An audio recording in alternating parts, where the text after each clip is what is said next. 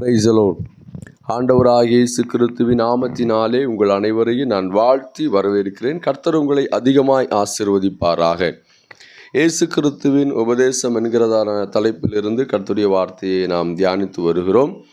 நாம் கடந்த நாட்களிலே தன் சகோதரனை பகைக்கிறவனும், தன் சகோதரனை நியாயமில்லாமல் கோபப்படுகிறவனும், தன் சகோதரனை மூடன் என்று சொல்லுகிறவனும், தன் சகோதரனை வீணென்று சொல்லுகிறவனும் நியாயம் தீர்க்கப்படுவான். இது தேவனாகிய கர்த்தர் தன்னுடைய நாவினாலே சொன்ன ஒரு உபதேசமாக காணப்படுகிறது. இது மிகவும் மிகவும் முக்கியமான ஒரு உபதேசமாக காணப்படுகிறது. நாம் எல்லாரும் ஆண்டவருடைய பிள்ளைங்க.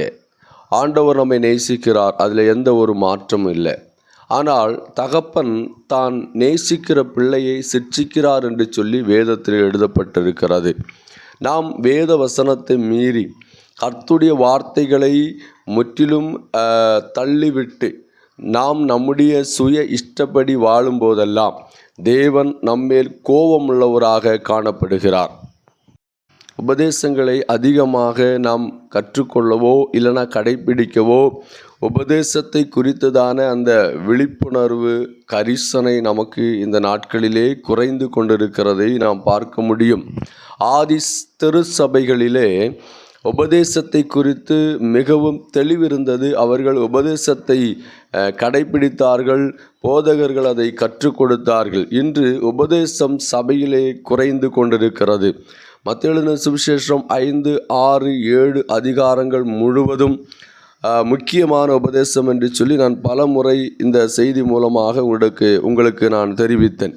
இப்போது நீங்கள் பாருங்க, மத்தேயு 5ஆம் அதிகாரத்தில் ஆண்டவராக இயேசு கிறிஸ்து சொல்லுகிறார், நமக்கும் நம்முடைய சகோதரனுக்கும் ஏதாவது இருக்குமானால், சண்டை இருக்குமானால், மன உளைச்சல்கள் இருக்குமானால், வைராக்கியமாக வாழ்ந்து கொண்டு இருப்போமே ஆனால் நாம் ஒப்புரவாக வேண்டும் என்று சொல்லி ஆண்டவராக இயேசு கிறிஸ்து சொல்லுகிறதை நாம் பார்க்க முடியும்.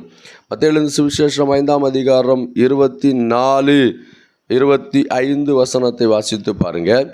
அங்கேதானே பலிபீடத்தின் முன் உன் காணிக்கையை வைத்து விட்டு போய் முன்பு உன் சகோதரனோடு கூட ஒப்புரவாகி வந்து உன் காணிக்கையை செலுத்து. எதிராளி உன்னை நியாயாதிபதியினிடத்தில் நியாயாதிபதி உன்னை சேவகனிடத்தில் ஒப்புக்கொடாமலும் நீ திரைச்சாலையில் இருக்கும்படியாக நீ உன் எதிராளியோடு வழியில் இருக்கும்போதே சீக்கிரமாய் அவனோடு நல்மனம் பொருந்து என்று வேதம் சொல்லுகிறது. ஆண்டவர் சொல்லுகிறார், நம்முடைய எதிராளியாக இருக்கிற நபரோடு கூட நமக்கு ஏதாவது மன உளைச்சல்களோ, சண்டையோ, வைராக்கியமோ நாம் அவர்களோடு கூட இருப்பதால் தேவன் நம்முடைய காணிக்கையையும் நம்முடைய ஆராதனைகளையும் நாம் ஆண்டவருக்காக செய்கிற எந்த ஒரு காரியமும், உதாரணமாக ஊழியம் கூட நாம் செய்து கொண்டிருக்கலாம், அந்த ஊழியத்தை கூட ஆண்டவர் ஏற்றுக்கொள்ள மாட்டார், அந்த ஊழியத்தை கூட ஆண்டவர் விரும்ப மாட்டார். நாம் கொடுக்கிற காணிக்கையாக இருந்தாலும் தசம பாகங்களாக இருந்தாலும் அதை ஆண்டவர் ஏற்றுக்கொள்ள வேண்டுமே ஆனால், பூரண மனதோடு கூட அதை ஏற்று நம்மை ஆசீர்வதிக்க வேண்டுமே ஆனால் நாம் நிச்சயமாக நம்முடைய சகோதரரிடத்திலே, சகோதரர் என்று சொன்னால் நமக்கு எதிரியாக இருக்கக்கூடிய நபரிடத்திலே ஒப்புரவாக வேண்டும் என்று சொல்லி வேதம் சொல்லுகிறது. 23வது வசனம் பாருங்க. ஆகையால் இடத்தில் உன் காணிக்கையை செலுத்த வந்து உன் பேரில் உன் சகோதரனுக்கு குறை உண்டென்று அங்கே நினைவு கூறுவாயாகில். பலிபீடத்துக்கு முன்னாடி காணிக்கையை கொண்டு வரும்போது, இல்லைன்னா ஆராதனையை கொண்டு வரும்போது, ஜெபிக்க வரும்போது, உபவாசிக்க வரும்போது நம்முடைய எதிராளியான ஒரு நபர் இல்லைன்னா யாரு கூடயாவது நாம் பேசாமல் இருந்தோமே ஆனால் கண்டிப்பாக போய் வேண்டும் என்று வேதம் சொல்லுகிறது. ஒப்புரவாகாத காணிக்கை, ஒப்புரவாகாத ஆராதனை, ஒப்புரவாகாத உபவாசம், ஊழியங்கள் எல்லாம் தேவன் அங்கீகரிப்பதில்லை. வேதம் சொல்லுகிறது தெளிவாக, நீ கடவுளை ஆராதிக்க பலிபீடத்துக்கு முன்பதாக வரும்போது உன் பேரில் உன் சகோதரனுக்கு குறைவு இருக்குமே, ஆனால் நீ அங்கே மனம் திரும்ப வேண்டும் என்று வேதம் சொல்லுகிறது. அது உன்னுடைய மனதுக்கு குத்தப்படுமே. ஆனால் ஒருவேளை நீங்கள் நினைக்கலாம், நாங்கள் யாரு கூடயும் எந்த விதமான சண்டை இல்லை, ஆனால் நாங்கள் பேச மாட்டோம் என்று சொல்லுவதே ஒரு கோபம்தான் இல்லையா? நிறைய பேர் சொல்லுவாங்க, நாங்கள் அவங்க கூட எந்த சண்டையுமே இல்லையே, ஆனால் நாங்கள் கூட பேச மாட்டோம், எங்களுக்கு அவங்களுக்கு எந்த பிரச்சனை இல்லை. அப்படி சொல்லுவதே பாவம். இல்லைனா அப்படி நாம் சொல்வதே இந்த வார்த்தைக்கு விரோதமான காரியமாக காணப்படும். நாம் நம்முடைய சகோதரிடத்திலே ஒப்புரவாக வேண்டும். நாம் நம்முடைய எதிராளி இடத்திலே ஒப்புரவாக வேண்டும். வேதம் சொல்லுகிறது, நீ மனம் பொருந்து, சீக்கிரமாய் போய் மனம் பொருந்து, இல்லாவிட்டால் ஆண்டவர் நியாயம் தீர்ப்பார் என்று வேதம் சொல்லுகிறது. நாம் எல்லாம் நினச்சிட்டு இருக்கிறோம், ஒரு கொலை செய்தாதான் நியாயம் தீர்ப்பார், ஒரு விபச்சாரம் செய்தாதான் நியாயம் தீர்ப்பார், இல்லைனா பெரிய பாவம் என்றோ சின்ன பாவம் என்றோ நாம் பிரித்து வச்சிருக்கிறோம். அப்படியெல்லாம் இல்லை. நீங்கள் வசனங்களை நல்லா வாசித்து பாருங்க. நம்முடைய சகோதரனை கோபித்தால் கர்த்தர் நியாயம் தீர்ப்பார், வீணென்று சொன்னால் நியாயம் தீர்ப்பார், நம்முடைய சகோதரனை மூடன் என்று சொன்னால் நியாயம் தீர்ப்பார். அப்போ தேவன் நம்முடைய இந்த உலக பிரகாரமான வாழ்க்கையிலே நாம் எப்படி இருக்க வேண்டும், நம்முடைய குணாதிசயங்கள் எப்படி இருக்க வேண்டும் என்கிறதான காரியங்களை தான் உபதேசமாக தேவன் நமக்கு கற்றுத் தந்திருக்கிறார். வேதம் சொல்லுகிறது, தீர்க்க தரிசனம் இல்லாத இடம் சீர்கட்டு போகும். அதுபோலதான் உபதேசம் இல்லாத சபையும், இல்லைனா உபதேசம் இல்லாத குடும்பமும், உபதேசம் இல்லாத விசுவாசியும் சீர்கட்டு போவார்கள். அதனால் உபதேசத்தை கை கொள்ள வேண்டும், உபதேசத்தை கை கொண்டு நாம் வாழ வேண்டும். அப்படி வாழ்ந்தாதான் தேவனுடைய ராஜ்யத்துக்குள்ளே நாம் பிரவேசிக்க முடியும். இந்த வசனத்தை நீங்கள் கௌரவமாக எடுத்துக்கொள்ளுங்க. இதை நான் எடுத்து எழுதி பிரசங்கம் பண்ணினதான ஒரு வார்த்தை அல்ல. ஆண்டவராகிய இயேசு கிறிஸ்து தன் நாவினாலே உபதேசித்ததான வசனத்தை தான் இந்த நாட்களில் நாம் கேட்டுக்கொண்டிருக்கிறோம். தயவாக ஆண்டுடைய வருகை மிகவும் நெருங்கிவிட்டது.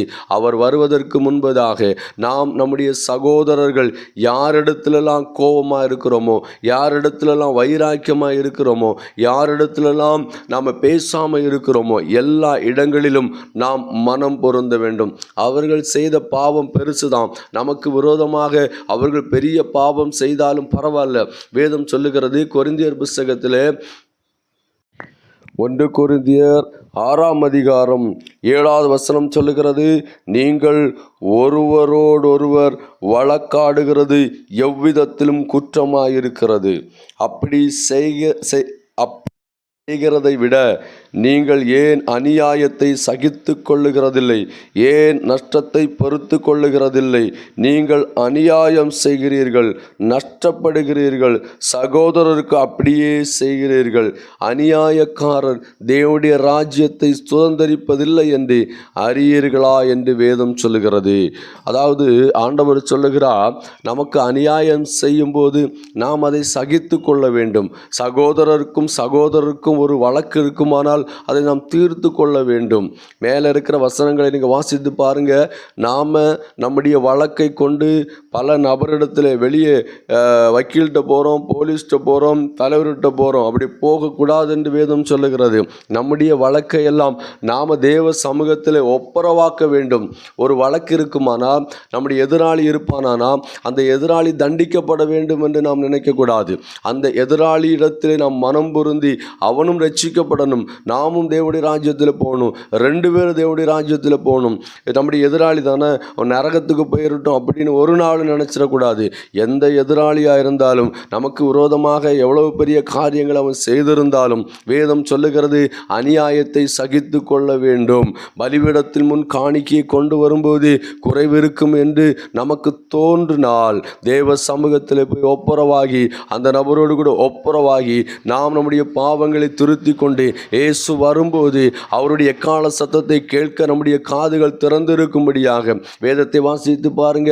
மத்தேயு எழுதின சுவிசேஷம் 25ஆம் அதிகாரம் சொல்லுகிறது, புத்தி உள்ள கன்னிகை, புத்தி இல்லாத கன்னிகை. புத்தி உள்ள கன்னிகைகளோ ஆயத்தமாயிருந்தார்கள், அவர்கள் தங்களை திருத்தி கொண்டார்கள், அவர்கள் இயேசுவுடைய வருகைக்கு ஆயத்தப்பட்டார்கள் என்று வேதத்திலே பார்க்கிறோம். பாருங்க, அந்த புத்தி இல்லாதவர்களோ அலட்சியம் பண்ணினார்கள், வார்த்தைகளுக்கு கீழ் அவர்களுக்கு எண்ணெய் கிடையாது, தீவட்டி இல்லை, அவர்கள் ஆயத்தப்படாதபடி காணப்படுகிறார்கள்.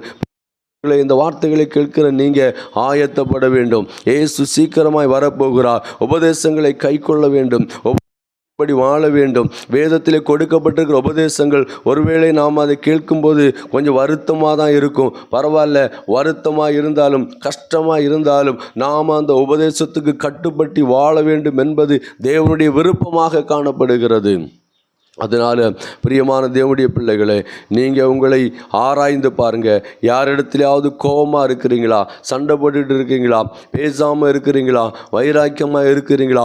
அப்படி நீங்கள் இருந்தீங்க அப்படின்னா உங்களுடைய ஜபங்களும் உங்களுடைய ஆராதனைகளும் உங்களுடைய காணிக்கைகளும் நீங்கள் செலுத்துகிற எல்லா காரியங்களும் தேவனுடைய சமூகத்தில் விருதுவாயாக காணப்படும். தேவன் அதை அங்கீகரிக்க மாட்டார். அதுக்கு உதாரணம் தான் காயின் ஆபேலுடைய வாழ்க்கை. அது நல்லா வாசித்து பாருங்க.